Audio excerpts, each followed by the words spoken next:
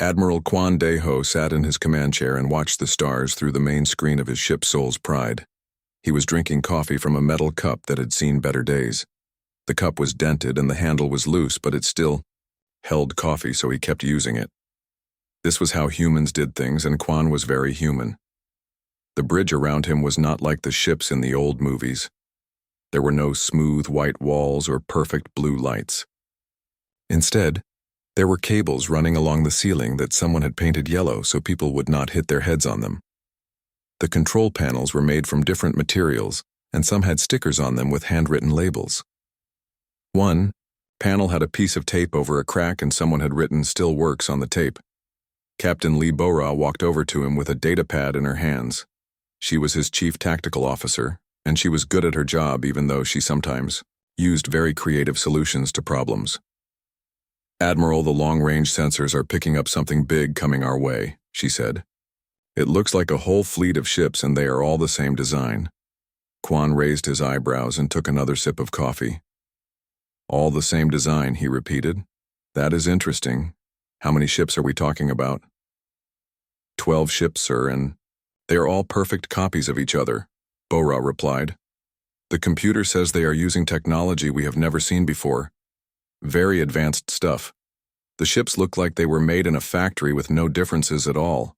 "Well, that is strange," Quan said. "Send them a standard greeting message and see what they want. Maybe they are friendly." Bora nodded and walked back to her station. She pressed some buttons and spoke into her headset. "Unknown fleet, this is Captain Lee Bora of the human vessel Soul's Pride. We come in peace and wish to establish contact. Please respond." On the other side of space, the Galactic Empire fleet was having a very different conversation.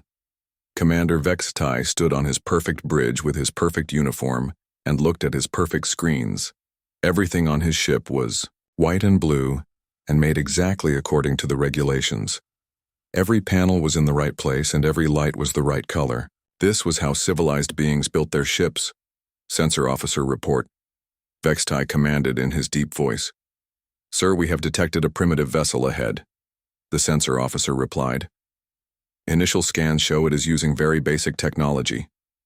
The ship appears to be constructed from multiple different materials, and the design makes no sense according to our databases."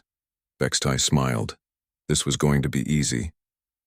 The Galactic Empire had been expanding for 1,000 years, and they had never met a species that could resist them for long. Primitive ships like this one were usually conquered within minutes. "Weapons officer, prepare to disable their engines," Vextai ordered. "Communications officer, send them our standard surrender demand."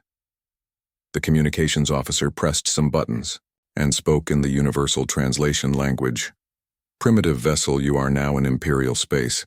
Surrender immediately and prepare to be boarded. Resistance is futile. You have 30 seconds to comply." Back on Soul's Pride Rim, Taewoo was monitoring the sensor station. He was young, and this was his first deep space mission, but he was very good with computers. He had built his own sensor array from spare parts, and it could do things the original sensors could not do. Right now it was telling him very strange things about the Imperial ships. "Captain," he called out, "I am reading some weird energy signatures from those ships. Their technology is very advanced, but it all follows the same patterns. Every ship has the exact same power output and the exact same weapon systems. It is like they were all built by the same computer."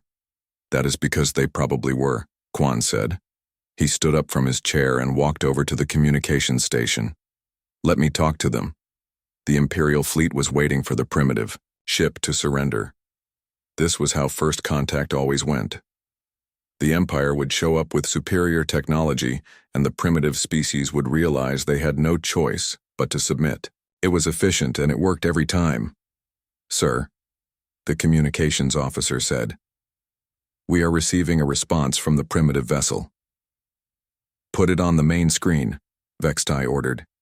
He expected to see a terrified alien begging for mercy. Instead, he saw Admiral Quan Deho drinking coffee and smiling. "Hello there," Quan said in a friendly voice. "I am Admiral Quan of the human ship Soul's Pride. Thank you for the welcome message, but we are not in your space. According to our charts, this is neutral territory. Also, we do not surrender to people we just met. That would be rude. Vextai was confused. The primitive alien was not acting primitive at all. He was calm and polite, and he was drinking some kind of liquid from a damaged container. This was not how first contact was supposed to go. You will surrender or we will disable your ship, Vextai said. Our weapons are far superior to anything you possess. Quan nodded and took another sip of coffee. Your ships do look very nice, he admitted. Very shiny and clean. But I have a question for you. Do you know what my grandmother used to say when someone threatened her? I do not care what your grandmother said, Vextai replied. She used to say that a wise person learns from watching the river flow around the rocks. Quan continued. The river does not fight the rocks. It just finds another way. Maybe we can find another way too. The Imperial translation computers were having trouble with this. The human was speaking in metaphors and the computers did not understand metaphors very well. They kept producing different translations and none of them made sense. Sir, the Imperial science officer said. Our detailed scans of their ship are complete. The results are very strange. Explain, Vextai ordered. The ship appears to be constructed from at least 17 different types of metal and composite materials, the science officer reported. Some sections look like they were taken from other ships. Other sections appear to be made from asteroid, rock. There are even sections that seem to be constructed from some kind of ceramic material. That is impossible, Vextai said. No civilized species would build a ship that way. There is more, sir, the science officer continued. The ship's power systems are also irregular. They have 3 different types of engines and they are all running at the same time. The energy output is very inefficient, but it is also very stable. Vextai looked at the image of the human ship on his screen. It did not look like a proper warship at all. Parts of it were different colors, and there were strange attachments all over the hull. Some sections looked newer than others, and there were cables and pipes visible on the outside. It looked like someone had built it in their backyard. Fire a warning shot across their bow, Vextai commanded. Use minimum power. That should convince them to surrender. The Imperial ship fired a bright blue energy beam that passed just in front of Soul's Pride. It was a perfect shot that demonstrated their superior technology without causing damage. This always worked. On the human ship, the crew watched the energy beam pass by. Bora checked her instruments and shook her head. That was a pretty light, she said. Admiral, they seem to be shooting at us with some kind of laser. Was that supposed to hurt? Quan asked into the communication channel. Vextai was stunned. The primitive ship had not even tried to dodge. The crew had barely reacted to the demonstration of Imperial firepower. The human admiral was still drinking his beverage and acting like nothing had happened. Sir, the sensor officer said, the primitive ship is not showing any signs of fear or preparation for surrender. In fact, their crew appears to be completely calm. This makes no sense, Vextai muttered. He had conquered hundreds of worlds and this had never happened before.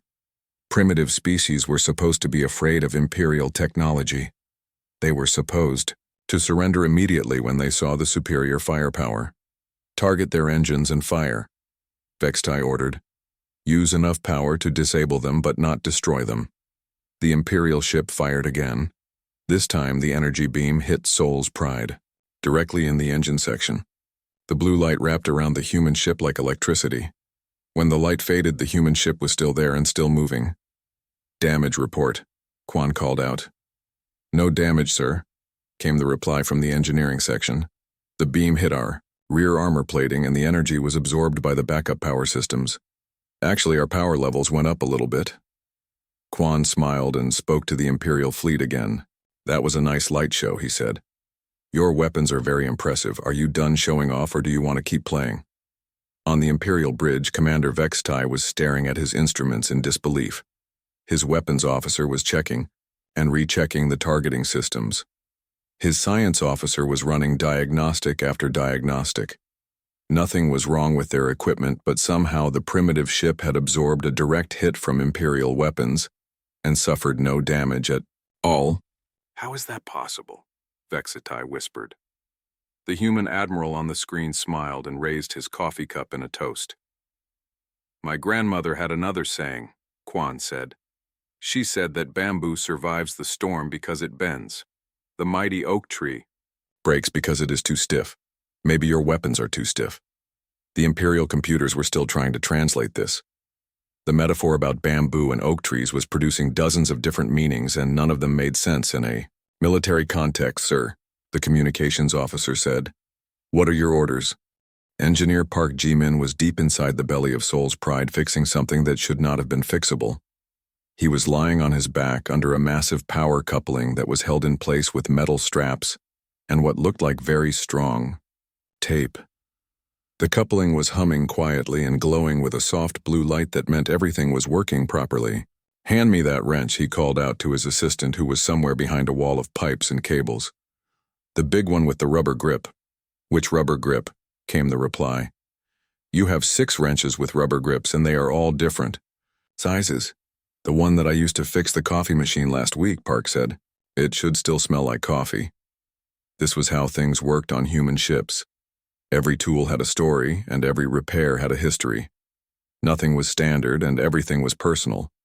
Park had been the chief engineer on Soul's Pride for 3 years, and in that time he had fixed things that the original designers never thought would break, and improved things that the original designers thought were perfect. The ship shook slightly as another energy beam from the Imperial fleet hit the hull. Park felt the vibration through the metal floor, but he did not stop working. The ship's armor was designed to absorb energy attacks and convert them into useful power. It was not elegant, but it worked very well. Park to bridge, he said into his communicator. The Imperials just gave us another power boost. The main batteries are at 112% charge. Should I start the backup systems? Negative, Park, came Admiral Kwan's voice through the speaker. Save the extra power for later, we might need it. On the bridge, Dr. Choi Hyejin was studying the readouts from their encounter with the Imperial weapons. She was the ship's xenobiology specialist, but she also knew a lot about alien technology. Right now, she was looking at energy patterns that should not exist. This is fascinating, she said to Captain Bora. Their weapons use a quantum disruption field to tear apart molecular bonds. It is very advanced technology, but it follows predictable patterns. The energy frequency never changes, and the power output is always the same. Is that good or bad? Bora asked. She was a tactical officer, not a scientist, so she needed simple explanations. It means their weapons are very efficient but not very flexible, Choi explained. They are designed to work against specific types of armor and shielding. Our armor is not specific. It is made from many different materials, so the quantum field does not know what to disrupt. Bora smiled. So their fancy science weapons do not work because our ship is held together with junk. That is a very simple way to put it, but yes, Choi said. Their computers probably cannot even classify what our ship is made of. Meanwhile, on the Imperial flagship, Commander Vextai was having the worst day of his military career. His science officers were giving him reports that made no sense, and his weapons officers were telling him that their perfect weapons were not working. This was impossible, but it was happening. Science officer report. He commanded for the 5th time in a dozen hour. Sir, our detailed molecular scans show that the primitive vessel is constructed from materials that should not be able to work together, the science officer said. He sounded tired and confused. The outer hull appears to be made from salvaged ship plating layered with asteroid rock and bonded with some kind of ceramic compound. How can different materials be bonded together like that? Vextai asked. We do not know, sir, the science officer admitted. Our computers cannot find any record of this construction technique. The materials should have different expansion rates and stress tolerances. The ship should tear itself apart. Vextai looked at the image of the human ship on his main screen. It was still intact and still moving normally. If anything, it looked more stable than before. What about their power systems, he asked. Even more confusing, sir, another science officer replied. They appear to be using 3 different types of engines simultaneously. One system looks like a fusion reactor. Another system appears to be some kind of matter-antimatter converter. The third system we cannot identify at all. 3 different power systems, Vextai repeated. That is completely inefficient. Yes, sir, but it is also very stable, the science officer continued. If one system fails, the other two can compensate. If two systems fail, the third can still keep the ship operational. It is not elegant, but it is very reliable. Back on Souls, Pride Park G-Min had finished his repairs and was now working on something completely different. He was standing in front of what used to be a food preparation unit, but was now something much more interesting. The unit had been modified with parts from a communications array and some components that he had salvaged from a broken scanner. Nam Su-bin, come here and look at this, he called out to the ship's pilot who was passing by. Nam walked over and looked at the modified unit. She was young and energetic, and she had painted small flowers on her flight helmet because she said it made her easier to identify in space. What is it? She asked. I have been studying the energy signatures from the Imperial weapons, Park explained. Their technology is very advanced, but it follows strict rules. I think I can reverse engineer some of their systems using parts we already have. You can copy their weapons? Nam asked with excitement. Not copy exactly, Park said. But I can make something that works on the same principles. Watch this. He pressed some buttons on the modified unit, and it began to glow with a soft red light. The unit made a quiet humming sound, and then projected a small energy field in the air above it. That looks like their tractor beam technology, Nam said. It is, Park replied with a smile. I built it using the microwave unit from the food processor and some crystals I found in the supply room. It is not as powerful as theirs, but it works. Nam stared at the energy field. You built a tractor beam out of a microwave oven. And some crystals, Park added. Do not forget the crystals. On the Imperial ship, the science officers were detecting new energy signatures from the human vessel. These readings were even more confusing than the previous ones. Sir, the lead science officer reported. The primitive ship is now generating quantum field distortion similar to our tractor beam technology.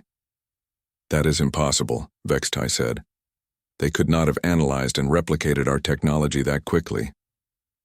The energy signature is different. From ours, sir, the science officer continued. It appears to be much less refined, but it is definitely based on the same quantum principles. Vextai was getting a headache. Nothing about this encounter was following normal procedures. Primitive species were not supposed to reverse engineer Imperial technology in a matter of hours. Communications officer, he said. Contact the human vessel again. The main screen showed Admiral Quan still sitting in his command chair and still drinking from his damaged coffee cup. He looked completely relaxed, as if energy weapons and impossible technology were normal, everyday things.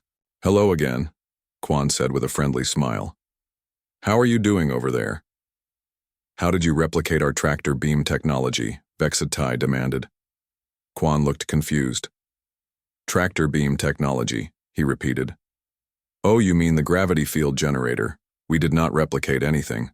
We just built one using some spare parts. Spare parts, Vextai said. My engineer Park is very clever, Quan explained. He can build almost anything if you give him enough coffee and some random components. Last month he improved our navigation system using parts from a broken entertainment center. The Imperial computers were struggling with the translation again. The concept of building advanced technology from random components was not in their databases. Admiral Captain Bora called out from her station. I am detecting 3 more Imperial ships approaching our position. They are bigger than the others. Reinforcements, Quan said. He did not sound worried. On his ship, Vextai was receiving the same report. 3 heavy cruisers were joining his fleet. Each one carried enough firepower to destroy a small planet. Surely this would convince the humans to surrender, sir, his communications officer said. Admiral Zethrock of the heavy cruiser Dominion is requesting to speak with you. The image on Vextai's screen changed to show a stern-faced Imperial officer, with more decorations on his uniform than Vexatai had ever seen. Admiral Zethrock was a legend in the Imperial fleet. He had conquered more worlds than any other officer in the Empire's history. Commander Vextai Zethrock said in a voice like grinding metal. Report on the situation with the primitive vessel. Sir, the situation is complicated, Vextai began. Complicated, Zethrock interrupted. You have 12 ships against one primitive vessel. How can that be complicated? The primitive vessel is not behaving like primitive vessels are supposed to behave, sir, Vextai explained. They have absorbed our weapons fire with no damage, and they appear to be reverse engineering our technology. Zethrock's expression did not change. Show me. The main screen split to show both Imperial officers and Admiral Quan. The human was now eating something that looked like a sandwich while reviewing data on a small screen. Primitive vessel, Zethrock announced. I am Admiral Zethrock of the Imperial Navy. You are completely surrounded and outgunned. Surrender now or face complete destruction. Quan looked up from his sandwich and smiled. Hello, Admiral. Nice to meet you. I am Admiral Quan. Would you like to try some of our food? My cook makes excellent kimchi. Captain Yoon Jae-sung was reviewing tactical data in his quarters when the call came through. He was the strategic commander for the human fleet in this sector, and he had been expecting this call for the past hour. The Imperials were clearly not used to dealing with humans, and they were getting frustrated. Captain, this is Admiral Quan, came the voice through his communicator. We have a situation developing here. The Imperials have brought in reinforcements and they are getting more aggressive. I think it is time for Plan Kimchi. Yoon smiled and put down his datapad. Plan Kimchi was his favorite strategy because it made absolutely no sense to anyone, except humans. It was named after the Korean fermented vegetable dish because, like kimchi, it seemed chaotic and unpredictable, but it actually followed natural patterns that worked very well together. Understood, Admiral. Yoon replied. I will. Begin implementation immediately. How long do you need us to keep them busy? Long enough for me to convince them that fighting us is not a good idea, Quan said.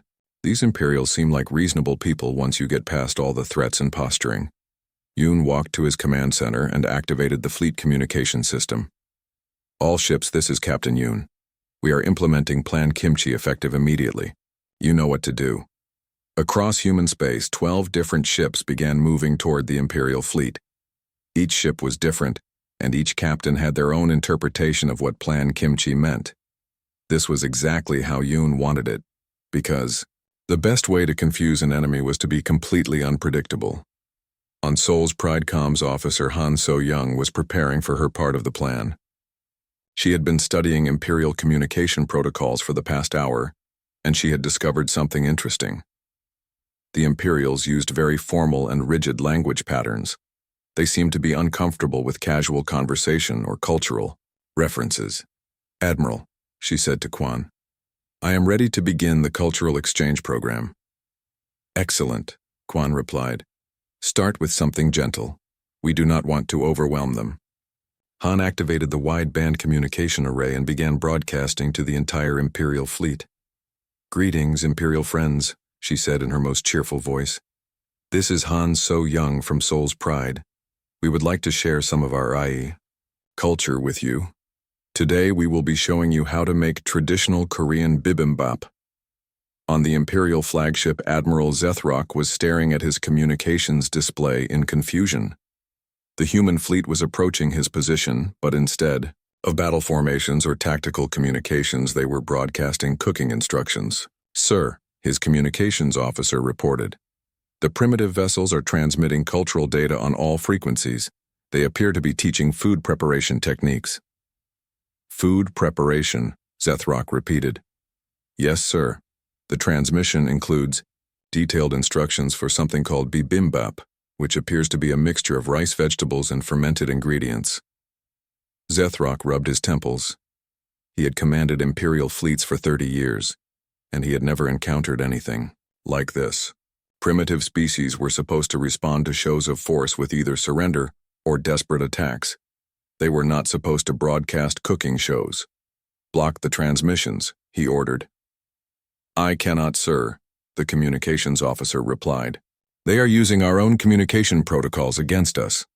The transmissions appear to be formatted as official cultural exchange data, which we are required to receive under Imperial First Contact regulations. Meanwhile, the human ships were taking positions around the Imperial fleet. But they were not forming standard battle formations. Instead, they were moving in what appeared to be random patterns that had no tactical purpose at all. On his ship, Captain Yoon was coordinating this beautiful chaos through a series of seemingly unrelated orders. Ship 7, move to the left and start scanning their engines, he commanded. Ship 3, go up and to the right and see if you can get some good pictures of their hull decorations. Ship 9, I want you to fly in a circle around the big one while playing music. The Imperial tactical computers were trying to analyze human fleet movements, but they could not find any patterns. Every time the computers thought they understood what the humans were doing, the humans would do something completely different. Sir, the Imperial tactical officer reported to Zethrock. Enemy fleet movements make no sense. They appear to be positioning for an attack, but their formations are completely random. Our computers cannot predict their next actions. How can their formations be random? Zethrock demanded. All military formations follow basic tactical principles. Not these, sir, the tactical officer replied. One of their ships is currently flying in a spiral pattern while transmitting what appears to be music. Another ship is taking detailed photographs of our hull markings. A third ship appears to be collecting samples of space dust from our engine exhaust. On Seoul's Pride, engineer Oh Dong-wook was working on his greatest creation yet. He had been experimenting with the ship's power systems ever since they encountered the Imperial fleet, and he had made a discovery that would have shocked Imperial engineers. Admiral, he called through the ship's communication system, I have successfully modified our engines to run on fermented organic compounds. Come again, Oh, Admiral Kwan replied. I said I have modified our engines to run on kimchi, sir. Oh explained. The fermentation process creates specific chemical compounds that work very well with our power conversion systems. We are now producing 400% more energy than normal. Admiral Kwan paused for a moment. Oh, are you telling me that our ship is now powered by pickled vegetables? Among other things, yes, sir. Oh replied cheerfully. The fermentation process is very efficient. We could probably power the whole ship for a month using the contents of our food storage compartments. On the Imperial flagship, the science officers were detecting massive energy spikes from the human vessel. The readings were unlike anything in their databases. Sir, the lead science officer reported, the primitive vessel's power output has increased by 400%. We cannot determine the source of this additional energy. Admiral Zethrock looked at the energy readings on his display. The numbers made no sense. No known technology could increase power output that dramatically without major modifications to the ship's core systems. Are they drawing energy from somewhere else, he asked. No, sir, the science officer replied.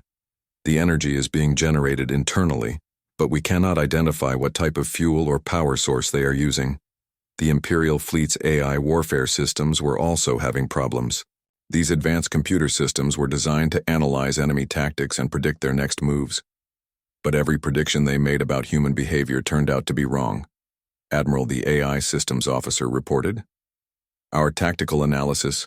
Computers are experiencing cascading logic failures. They cannot process human military doctrine. What do you mean they cannot process it? Zethrock asked. The humans do not appear to have a consistent military doctrine, sir, the officer explained. Every ship in their fleet is using different tactics. Some ships are acting aggressively, while others appear to be conducting scientific research. One ship is currently broadcasting entertainment programming, while another ship is requesting permission to trade for supplies. Admiral Zethrock was beginning to understand that he was not dealing with a normal military situation. The humans were not following any rules that he recognized. They were not even following rules that made sense. Communications officer, he ordered. Contact the human admiral again. Admiral Kwan appeared on the main screen, still looking calm and friendly. Behind him on the human bridge, crew members were going about their duties in a relaxed manner that was completely inappropriate for a combat situation. Admiral Zethrock, Kwan said with a smile. How are you enjoying our cultural programs? Han has been working very hard on those cooking demonstrations. Admiral Kwan Zethrock began. Your fleet movements make no tactical sense. Your power systems are operating beyond known physical limits. Your crew is broadcasting entertainment programming during a military encounter. What exactly are you trying to accomplish? Kwan thought about this question for a moment. We are Trying to get to know you, he said finally. We are also trying to show you that we are not a threat, and we are trying to have a good time while we do it. A good time, Zethrock repeated. Life is short, Admiral, Quan explained. Even when you meet strange aliens with big weapons and serious attitudes, you should try to enjoy the experience. This is the first time humans have met your people. That is something worth celebrating. The Imperial translation computers were struggling again. The concept of celebrating during a military encounter was not in their tactical databases. Sir, Commander Vexitai interrupted from his position on a smaller screen. 3 more human vessels have just arrived. They are even stranger than the first group. On his sensors, Admiral Zethrock could see the new arrivals. One ship appeared to be a converted space station that someone had attached engines to. Another ship looked like a mining vessel covered with additional armor plating. The third ship was the most unusual of all because it appeared to have plants growing on the outside of its hull. Plants, he whispered. Sir, his science officer confirmed. The third vessel has extensive biological growth, covering approximately 60% of its external surface. Fleet Commander Beck Inho was having breakfast on his ship when the priority message came through. He was eating rice and vegetables from a bowl that his daughter had made for him in art class. The bowl was not perfectly round and it had small fingerprints in the glaze, but it was his favorite bowl because it reminded him of home. Commander, his communications officer called out, We are receiving a fleet mobilization order from Admiral Quan. He needs immediate support in Sector 7. Beck put down his chopsticks and activated his command screen. The message from Quan was brief but clear. Humans had made first contact with something called the Galactic Empire, and the situation was getting complicated. The Empire had superior technology, but they seemed to be confused by human tactics. How many ships do we have available? Beck asked his tactical officer. 12 ships, sir, but they are all different classes, came the reply. We have 2 converted cargo haulers, 3 modified mining vessels, 1 repurposed research station, and 6 ships that were built from scratch using salvaged materials. Perfect, Beck said with a smile. The more different they are, the better. Set course for Sector 7 maximum speed. Sir, his engineering officer interrupted. The research station cannot travel at maximum speed. Its engines were not designed for high-velocity maneuvers. Then we will modify the engines, Beck replied. Contact engineer Shin Woo-jae and tell him I need a miracle. Shin Woo-jae was the fleet's specialist in impossible engineering.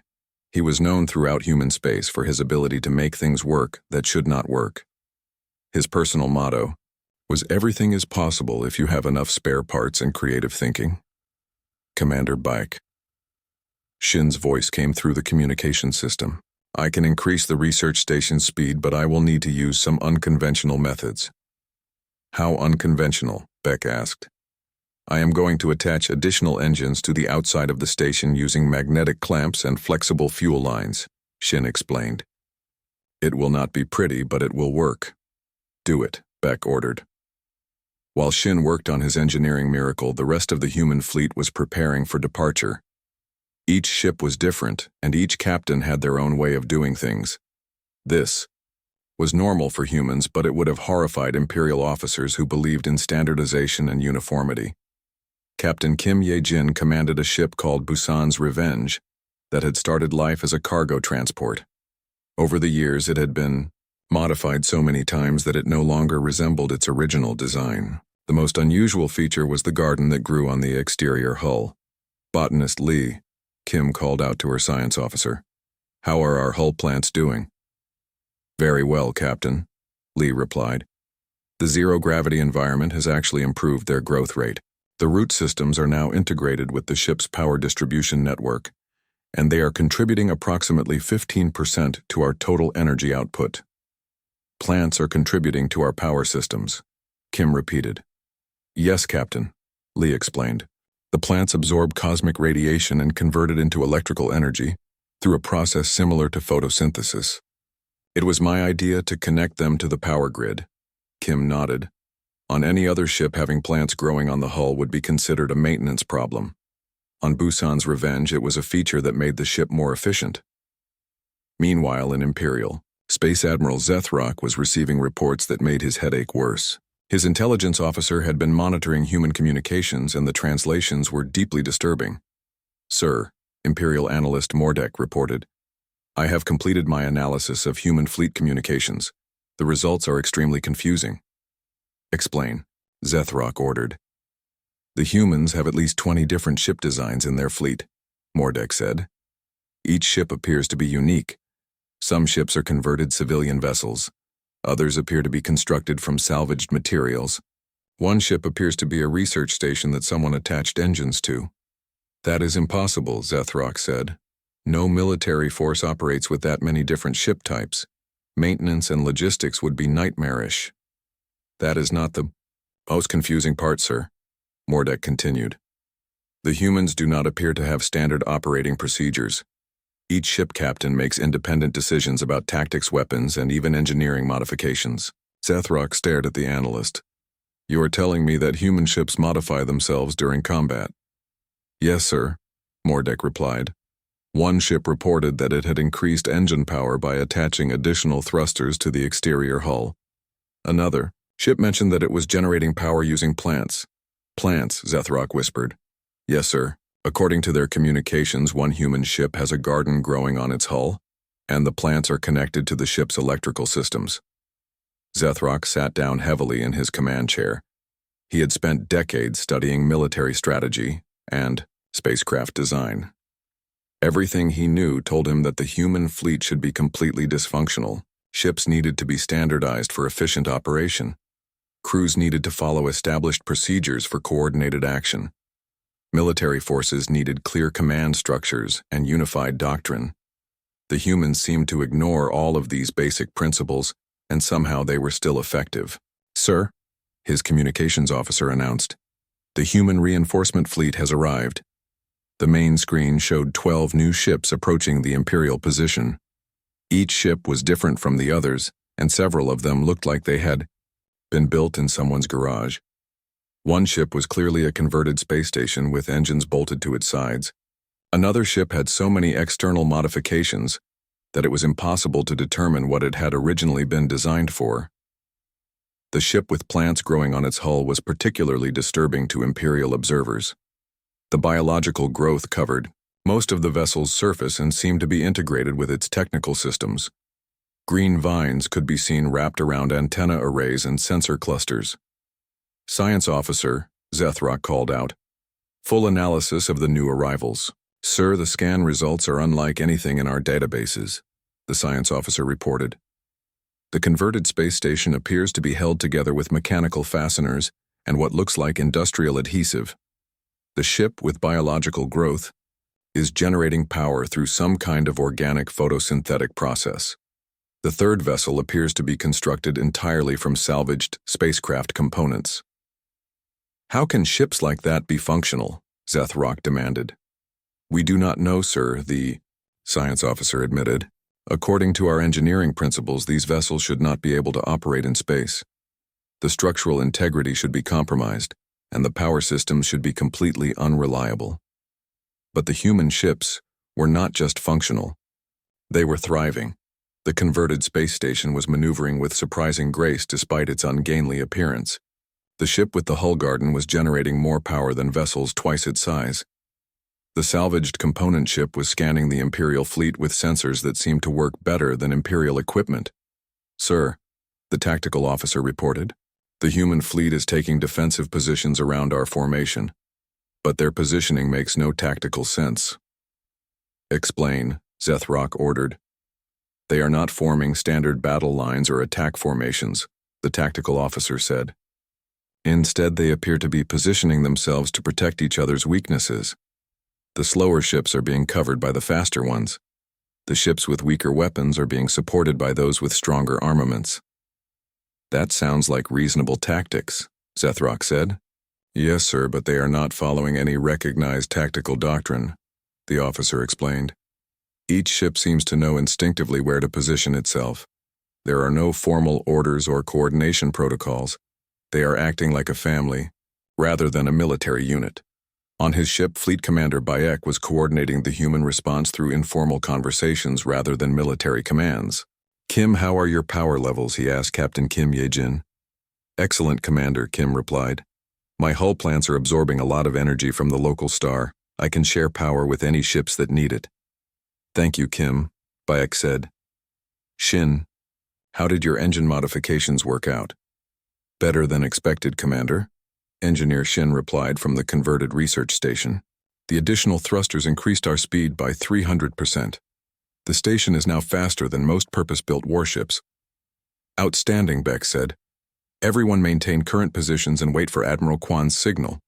The informal nature of human military communications was deeply disturbing to Imperial intelligence officers who were monitoring the conversations. Human commanders did not give orders, they made requests. Human crews did not follow regulations, they solved problems. Human ships did not operate according to technical manuals, they adapted to circumstances. Sir, Analyst Mordek reported to Admiral Zethrock. I have identified what I believe to be the fundamental difference between human and Imperial military doctrine. Go ahead, Zethrock said. We design our ships and train our crews to operate according to predetermined specifications, Mordek explained. If something breaks, we replace it with an identical component. If a situation arises that is not covered by regulations, we contact higher authority for instructions. That is the correct approach. Zethrock agreed. The humans do the opposite, sir. Mordek continued. Ambassador Jung Mi-kyung arrived at the battle site in a ship that looked like it had been built by someone's grandfather in his spare time. The hull was painted 3 different colors because they had run out of the first 2 colors during construction. One section was held together with metal patches that had been welded on by hand. The engines made a cheerful humming sound that probably meant they were working properly. This is Ambassador Jung calling Admiral Kwan, she said into her communication system. I understand we have some new friends who want to talk. Jung, welcome to the party, Admiral Kwan replied from Seoul's Pride. The Imperials have been very patient with us, but I think they are getting ready to use their biggest weapon.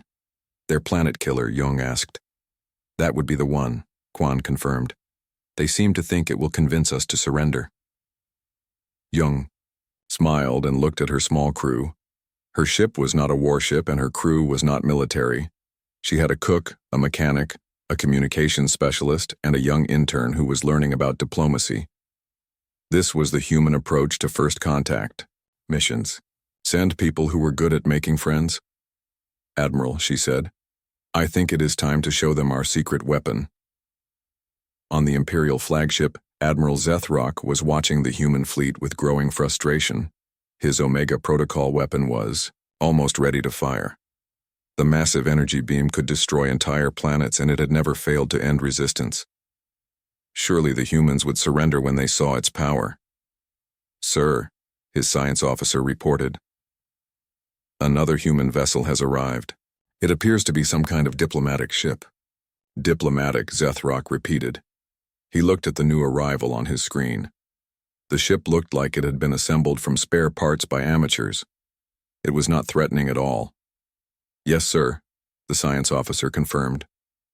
The vessel is broadcasting standard diplomatic identification codes. It is requesting permission to negotiate. They want to negotiate now, Zethrock said. After we have charged our ultimate weapon. It appears so, sir, the science officer replied. Zethrock considered his options. He could destroy the human fleet with his superweapon, but that would mean destroying a species during first contact. The Empire preferred to conquer new civilizations, not exterminate them. Conquered species could be useful, but dead species provided no benefits. Communications officer, he ordered. Accept their request to negotiate. Ambassador Jung appeared on the main screen of every Imperial ship. She was sitting in what appeared to be a very comfortable chair, and she was drinking tea from a ceramic cup that had flowers painted on it. Greetings, Imperial friends, she said with a warm smile. I am Ambassador Jung Mi-kyung, representing the human people. We understand there has been some confusion about our intentions. There has been no confusion, Admiral Zethrock replied. You have refused to surrender, and you have demonstrated hostile capabilities. Hostile capabilities, Young repeated. Admiral, I think there has been a misunderstanding. We have not demonstrated any hostile capabilities at all. Your ships absorbed our weapons fire and reverse-engineered our technology, Zethrock said. Our ships defended themselves and our engineers learned from your examples, Young corrected gently. That is not the same thing as being hostile. If we wanted to be hostile, we would have fired back. Supreme Imperial Commander Yelthara was monitoring this conversation from her flagship 3 sectors away. She was the highest-ranking military officer in the Empire, and she had been watching the situation develop with growing interest. The humans were unlike any species the Empire had encountered before. Analysis Officer, she called to her subordinate. What is your assessment of human military capabilities? Supreme Commander, the humans appear to have no standard military capabilities at all, the analysis officer reported. Instead, they seem to have unlimited adaptive capabilities. Explain, Yelthara ordered. Every challenge we present to them they solve in a different way, the officer explained. We attack with energy weapons and they absorb the energy. We try to analyze their technology and they change it. We attempt to predict their tactics and they use completely random strategies. You are saying they are unpredictable, Yelthara said. More than unpredictable, Supreme Commander, the officer replied. They are infinitely variable. Every human ship is different. Every human crew finds its own solutions. Every human captain makes independent decisions. Fighting them would be like fighting water. Yelthara understood the reference. Water was soft and yielding, but it could wear down the hardest stone given enough time. The Empire's strength was its perfect organization and unified command structure.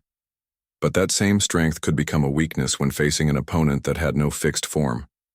Open a communication channel to Admiral Zethrock, she ordered. On his ship, Admiral Zethrock received the priority communication from his Supreme Commander. Admiral Zethrock, Yelthara's voice came through his speakers. Do not deploy the Omega Protocol. I am taking personal command of this situation. Yes, Supreme Commander, Zethrock replied. He was relieved not to have to make the decision about destroying the human fleet. Human Ambassador. Yelthara's image appeared on the communication screen. I am Supreme Imperial Commander Yelthara. I would like to understand what your people want. Ambassador Young smiled and set down her teacup. Commander Yelthara, it is an honor to meet you. What we want is very simple. We want to explore the galaxy, make new friends, learn new things, and share what we have learned with others. That is all, Yelthara asked. That is everything, Young replied. We are curious people, and we enjoy solving interesting problems. Your technology presents many interesting problems that we would love to learn about. And in exchange, Yelthara prompted, we would be happy to share our approaches to engineering and problem solving, Young said. We have learned many useful techniques that might interest your people. Chief Engineer Park Jimin appeared on the screen next to Ambassador Young. He was holding what looked like a standard Imperial energy weapon, but it had been modified with human components. Supreme Commander, Park said politely, I have been studying your technology, and I think there are ways to improve its efficiency. For example, this energy weapon could be modified to use 30% less power while producing the same output. How? Yelthara asked, despite herself. By adding a feedback loop that recovers waste energy and redirects it back into the power system, Park explained. The modification uses components from a food processor and some crystals that we found in our supply room. The Imperial science officers who were monitoring this conversation were frantically taking notes. The human engineer was describing improvements to Imperial technology using primitive materials that should not work, but apparently did work. We would also be willing to share our agricultural techniques, Ambassador Jung continued. Captain Kim has developed a way to grow fresh vegetables on the exterior of starships. The plants actually improve the ship's power generation and provide fresh food for the crew. Captain Kim Yejin appeared on the screen, showing images of her ship's hull, garden, The green plants were clearly thriving in the vacuum of space, and the energy reading showed they were indeed contributing to the ship's power systems. "This is impossible," one of the Imperial science officers muttered. "With respect, Ambassador," Jung said. "Nothing is impossible. Some things are just more difficult than others. The key is to keep trying different approaches until you find one that works." Supreme Commander Yelthara was beginning to understand what made the humans so effective. They did not accept limitations. When faced with a problem, they did not consult regulations or request instructions from higher authority. Instead, they experimented and adapted until they found a solution. "Ambassador Jung," she said, "what you are describing is chaos." "What we are describing is creativity," Jung replied. "Every human has different knowledge and different ideas. When we work together, we can solve problems that none of us could solve alone." Engineer Oh Dong-wook appeared on the communication screen holding a jar of kimchi. "Supreme Commander," he said, "would you like to see how we modified our engines to run on fermented vegetables? The chemical process produces compounds that are very efficient for power generation." "You power your starships with pickled food?" Yelthara asked. "Among other things," Oh replied cheerfully. "We can also use organic waste stellar radiation, and in emergencies we can even use the heat generated by our computer systems. The key is to never waste anything that could be useful." Yelthara looked at the collection of human faces on her screen. They were all different ages and backgrounds, but they all shared the same enthusiasm for solving problems and learning new things. They were not soldiers following orders or technicians following procedures. They were individuals cooperating voluntarily because they enjoyed working together. Supreme Commander, Admiral Zethrock called from his position. "What are your orders?" Yelthara considered her options. She could order the destruction of the human fleet, but that would eliminate a potentially valuable source of new ideas. She could attempt to conquer the humans, but their adaptive capabilities would make them difficult to control. She could try to ignore them, but they were clearly going to continue exploring, and eventually they would encounter other Imperial forces. "Admiral Zethrock," she said, "stand down all weapons and withdraw to minimum safe distance."